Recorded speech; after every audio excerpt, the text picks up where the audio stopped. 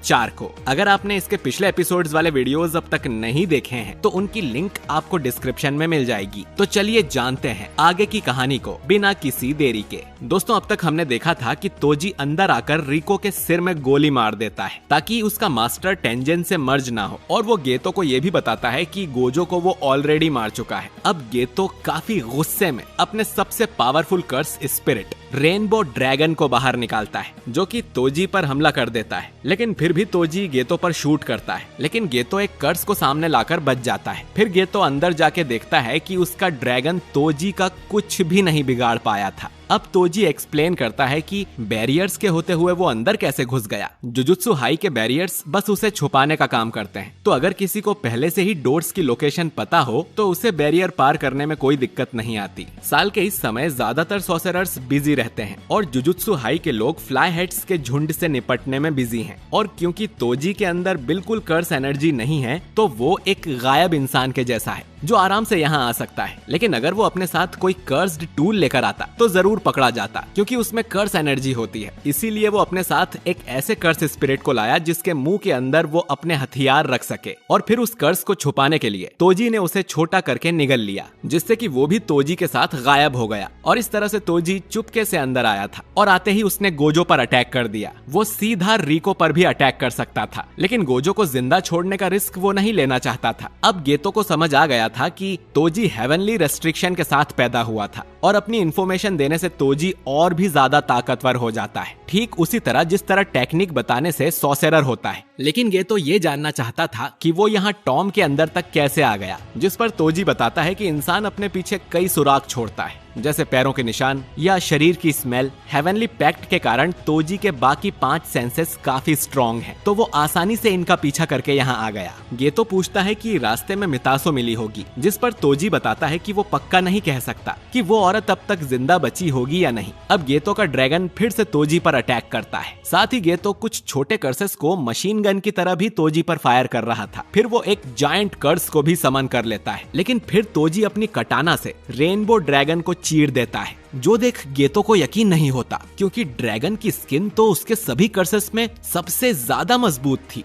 वहीं तोजी गेतो की कर्स manipulation technique से ज्यादा इंप्रेस नहीं होता, पर अचानक ही एक दूसरी स्पिरिट तोजी को अपने इननेट डोमेन के अंदर फंसा लेती है। ये डोमेन तब तक रहेगा जब तक तोजी उस स्पिरिट को जवाब नहीं दे देता। स्पिरिट पूछती है कि वो सुंदर है कि नहीं, जिस पर तोजी कहता है कि वो उसके टाइप की नहीं है, जिससे स्पिरिट का डोमेन गायब हो जाता है। लेकिन फिर तोजी देखता है कि उसके आसपास कई सारे ब्लेड्स थे जो कि उसे काटने वाले थे, लेकिन तोजी अपने इन्वर्टेड स्पीयर से उन सभी ब्लेड्स को तोड़ देता है। अब गेतो उसके पास आकर उसके कर्स को एब्जॉर्ब करने की कोशिश करता है, क्योंकि अगर गेतो ने इस कर्स को एब्जॉर्ब कर लिया तो तोजी के पास लड़ने के लिए कोई हथियार ही नहीं होगा। गेतो को लग रहा था कि ये कर्स ज्यादा स्ट्रॉन्ग नहीं है, तो वो उसकी मर्जी के बिना इसे एब्जॉर्ब कर लेगा, लेकिन ये कर्स गेतो को रिजेक्ट कर देता है। और फिर तोजी एक दूसरी तलवार निकालकर उससे गेतो के सीने को काट देता है। फिर ये दोनों ही टॉम के नीचे जाकर गिरते हैं। गेतो बहुत घायल था। तोजी कहता है कि अगर वो एक शिकिगामी यूजर होता तो तोजी उसे आराम से मार देता, लेकिन उसकी टेक्निक कर्स मैनिपुलेशन है,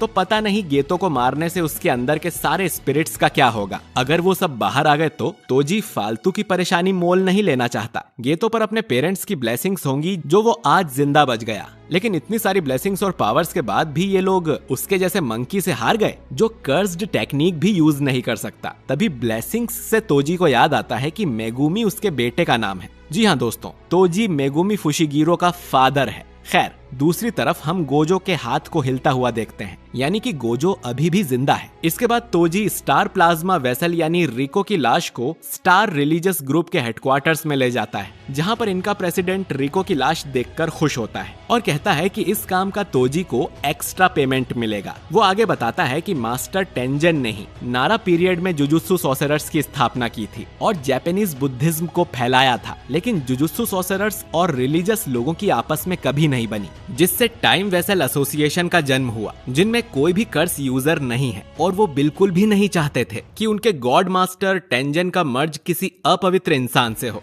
इसीलिए उन्होंने तोजी को हायर किया ताकि वो रिको को मार दे, और इसका जो भी अंजाम होगा ये लोग भुगतने को तैयार हैं, चाहे master tangent out of control होकर इंसानियत के लिए ही खतरा क्यों न बन जाएं। इतना कहकर प्रेसिडेंट रिको की लाश को उठाता है और यहाँ से चला जाता है। तोजी को लगता है कि ये आदमी पागल है। फिर ये दोनों वहाँ से बाहर निकल आते हैं। हमें ये पता चलता है कि तोजी ने ही मितासो को किडनैप किया था और कॉन्ग से उसने कहा था कि इसे कहीं दूर ले जाकर मार देना, लेकिन ये कॉन्ग का आइडिया था कि वो मितासो का रेस्क्यू होने देंगे, जिससे गोजो और गेतो टेंशन फ्री हो जाएंगे और आखिर में सब कुछ इनके हिसाब से हुआ। तोजी आगे पूछता है कि वो लोग मितासो को ओकिनावा कैसे ले गए, क्योंकि पब्लिक ट्रांसपोर्ट में तो उन्हें खतरा होता, जिस पर कॉन्ग बताता है कि उनके प्रेसिडेंट के पास एक प्राइवेट प्लेन है और उसी में वो मितासो को ओकिनावा ले गए थे। अब तोजी कॉन्ग से कहता है कि चलो खाना खाने किसी महंगी सी जगह पर चलते हैं, जिस पर कॉन्ग बोलता है कि तुम दूसरों पर कभी खर्च नहीं करते, और वैसे भी कॉन्ग ने सोच रखा है कि वो अब तोजी से या तो अगले काम के लिए मिलेगा या तो सीधा नर्क में।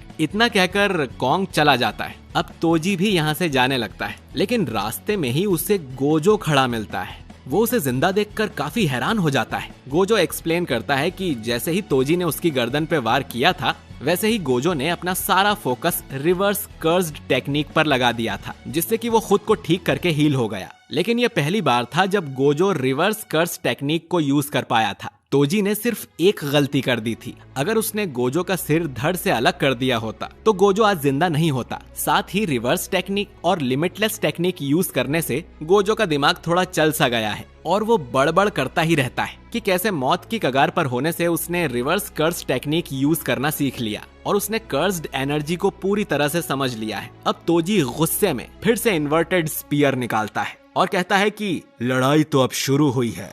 वो सीधा गोजो पर अटैक करने जाता है, लेकिन गोजो आराम से उसके अटैक्स को डॉज कर देता है और तोजी के पीछे आ जाता है। साथ ही वो अब हवा में भी उड़ रहा था। अब गोजो रिवर्स कर्स एनर्जी को लिमिटलेस टेक्निक में फ्लो करता है, जिससे वो कर्स्ड टेक्निक रेड भी यूज करना सीख जाता है। टेक्निक रेड के अटैक से तोजी काफी दूर जाकर गिरता है। वहीं गोजो मुस्कुराते हुए हवा में तैर रहा था और तोजी बोलता है कि ये तो एक मॉन्स्टर है। अब टेक्निक रेड से तोजी की एक भी हड्डी नहीं टूटी थी। तोजी को पता था कि गोजो के पास अब 3 तरह की टेक्निक्स हैं। पहली इन्फिनिटी शील्ड, दूसरी टेक्निक ब्लू और अब तीसरी टेक्निक रेड, और तोजी आराम से इन तीनों को हैंडल कर सकता है। अब तोजी इन्वर्टेड स्पीयर को एक चेन से कनेक्ट कर लेता है ताकि वो गोजो पर हवा में भी हमला कर सके। गोजो की आंखें देख तोजी को थोड़ा डर लगता है, लेकिन फिर भी वो खुद को शांत करके गोजो को मारने के लिए रेडी हो जाता है और वो गोजो पर स्पीयर से ढेर सारे अटैक करता है, लेकिन गोजो सारे अटैक से आराम से बच जाता है। गोजो रिको से माफी मांगता है क्योंकि उसके मन में बदले की भावना नहीं है, उसे बस अच्छा फील हो रहा था।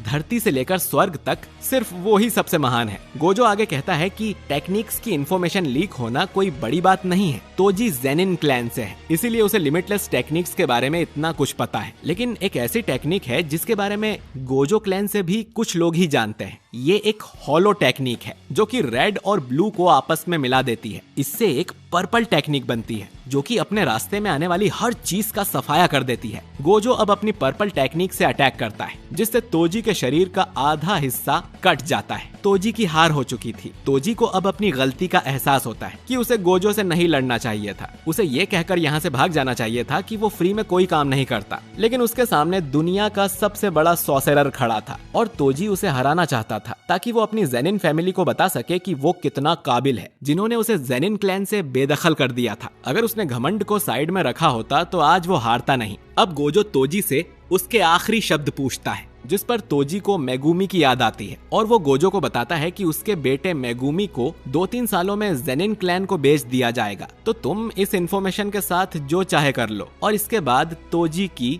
मौत हो जाती है। इधर गेतो भी भागते हुए टाइम वेसल हेडक्वार्टर्स में जा रहा था। उसे रास्ते में तोजी का वो कर्स मिलता है जो कि घायल हो गया था। फिर गेतो जब अंदर जाता है तो देखता है कि गोजो ने रिको की लाश को उठाया हुआ था। आसपास ग्रुप के लोग खड़े थे जो कि रिको की डेथ पर ताली बजा रहे थे। गेतो गोजो को बताता है कि शोको ने उसके घाव हील कर दिए थे और वो तुरंत यहाँ आ गया, लेकिन गेतो को ऐसा लग रहा था कि गोजो अब काफी बदल गया है। वो गोजो से कहता है कि अब उन्हें यहाँ से चलना चाहिए, पर गोजो गेतो से पूछता है कि क्या उन्हें यहाँ खड़े सभी लोगों को मार देना चाहिए, क्योंकि उसका तो कुछ भी करने का मन नहीं है। गेतो मना करते हुए कहता है कि इसका कोई मतलब नहीं होगा, क्योंकि ये लोग तो बस गुलाम हैं और इन्हें कंट्रोल करने वाले पहले ही भाग गए होंगे, और जो कांड उन्होंने किया है उससे ये टाइम वेसल ग्रुप जल्द ही बंद कर दिया जाएगा। गोजो आगे कहता है कि हर चीज का मतलब हो ऐसा जरूरी तो नहीं। इतना कहकर गोजो यहाँ से निकल जाता है। गेतो उसे कहता है कि मतलब होना जरूरी है, खासकर एक जुजुत्सु सॉर्सरर के लिए। और ये एपिसोड यहीं पर खत्म हो जाता है।